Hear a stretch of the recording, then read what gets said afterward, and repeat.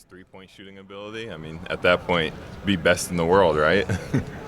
What's a topic you know more about than anybody else in the world? uh, Probably video games, just in general, all over the scale. Maybe a little bit of High School Musical in there. No, I've only seen the first movie. That's all I need. Last question: if you got to choose your own walk-up song, Ooh, my own walk-up song. It's tough. These are like deep, thoughtful questions. I need I need time to ponder. Um, let's just stick High School Musical. We're all in this together. Why not? You know. Thank you. Thank you. Hey Jared, good How you to doing? see you. I hope you had a great off season. Here you guys are getting ready to get things started back up. Yep. Prohibitive favor to come out of the East. How exciting is that, and how much pressure is that? Right. It's definitely exciting. Pressure-wise, I feel like every single season you have to deal with pressure, and I feel like we're becoming more accustomed to that now. But we're excited to build off what we did last year and continue to grow. Sure. Kenny was saying last week he felt like his hair was on fire last summer. His endpoint. He's working with the French team. He's trying to build rapport with you guys, develop Right. and all that stuff. What was it like to see him manage that from afar at that time? Yeah, it's incredible to look back and see like how he managed it. Thinking during the year, you don't even realize that he had, all of these other things that he had to manage. Like you said, the French team, our team, and who knows all the other stuff he has to go. Kids, all that. It's just a bunch to handle. But he did amazing. He did amazing balancing everything. That being said, now that you have a full off season, let's say you get a year one bump with a new coach. Do you think there could be a little bit more meat on that bone now that you have a full off season to Right. work with? I think so. He came into a system that he was not accustomed to, something that he had to tweak into his favor. And now that he has a full year under his belt, year and a half, and the full off season just to look back and reflect, I think he can build off of it. What were the tweaks that he needed to make on the fly last year? Putting in his own offense. We had returning guys, and there's always a staple of how the offense is going to flow when you have guys returning. So now he just put in his own plays, his own set, transition offense, and stuff like that. As one of the leaders of this team, it's always great when you get some backup. Now you guys are adding veterans such as Lonzo Ball and Larry Nance Jr. Right. Just how great of additions are they going to be for the Ball club? Yeah, huge additions. First, with their mind, they've been through it. They know how the NBA works, how plays are run, how sets are, and they're experienced players. They've been through hundreds of games. They know how to be in the NBA system. You guys came up short last year. What do you do to make sure the same thing does not happen? Just continue to do what we've done every year. Build off of the last year. It didn't end how we wanted to last year. We didn't make the strides that we were supposed to, and just this year we just got to come back better.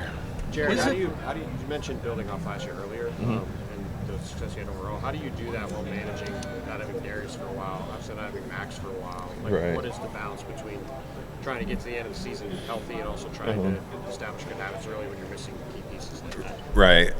Lucky for us, the NBA, it's a long season. We all know it. We all feel it. Everybody goes through it. There's going to be times when they come back, and the best thing about this league and the worst thing, you just have to keep moving on and just try to play with the players that you have now and build from there, hoping that everybody will be healthy.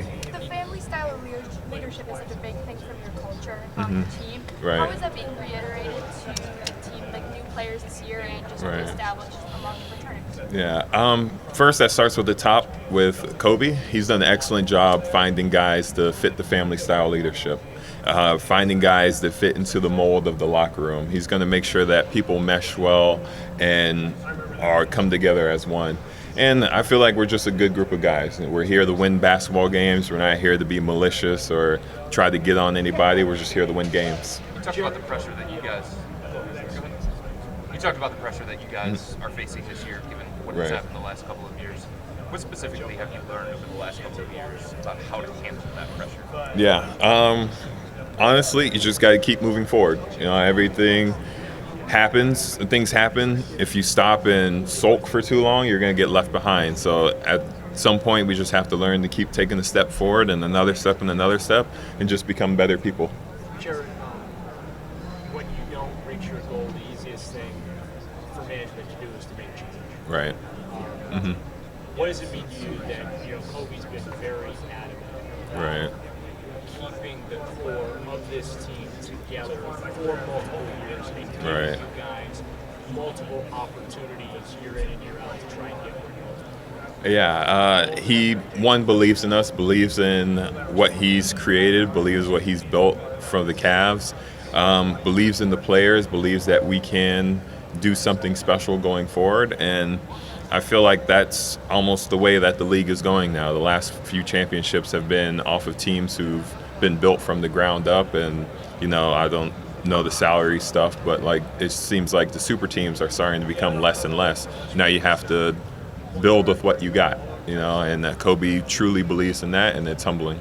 Jarrett, congrats on getting married. First off, Thank can you. tell us the backstory behind the High School Musical dance, please? Yeah, my wife's, that's new to say, my wife's huge into theater, and it's perfect. We met in high school, and it was just a perfect thing to do. At first I wasn't for it, let's just be honest. I'm not a huge dancer, but once I got up there, I had a lot of fun. Was there anything you did we're all different set. this offseason or other ways you took care of your body to hopefully go another full 82 this season? Right. As I get up in years in this league, it's my 9th year, just making sure the small things in my body are good. The tendons in my knees, the tendons in my arms, every muscle in my core, just trying to make sure that the little minute things don't turn into a major thing. All-time starting five.